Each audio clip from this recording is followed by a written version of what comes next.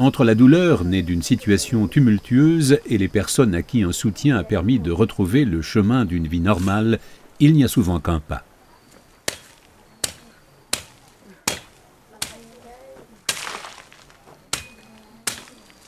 Deo Gratias gère depuis quelques années une exploitation agricole qui se trouve non loin du village dans lequel vivent les patients victimes de traumatisme.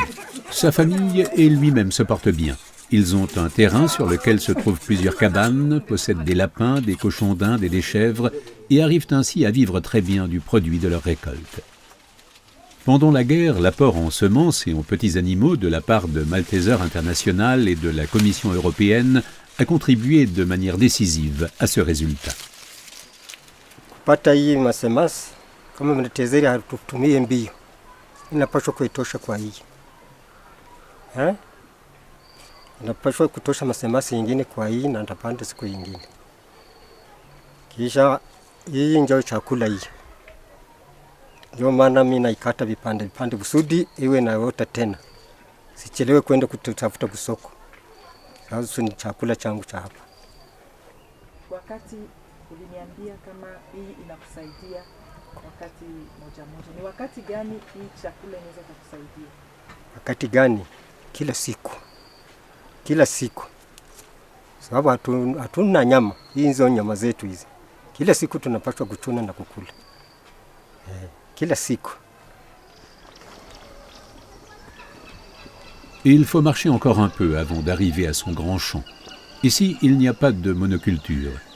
Deo Gratias sait qu'il est important de cultiver une grande variété de plantes. D'autant plus que le sol de cette région est très fertile et que le climat est idéal. Sur son champ, il fait pousser entre autres des choux, des haricots, des bananes et du manioc.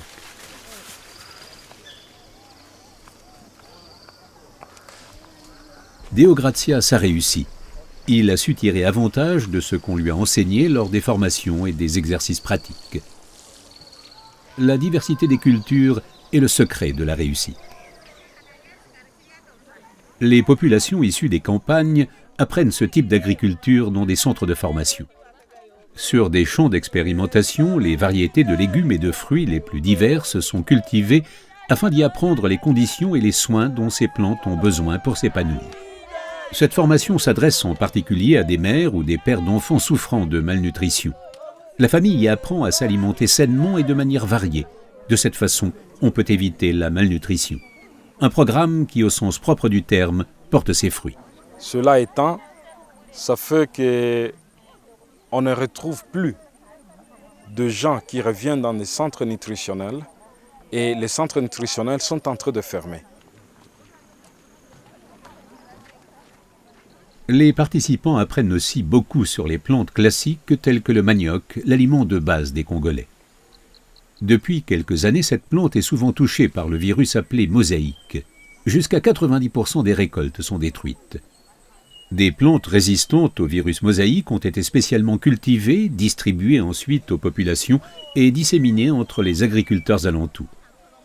À long terme, la monoculture devrait être réduite, car une alimentation basée principalement sur une seule plante pose problème. C'est pourquoi, afin de favoriser une alimentation équilibrée, des plants de maïs ont également été distribués.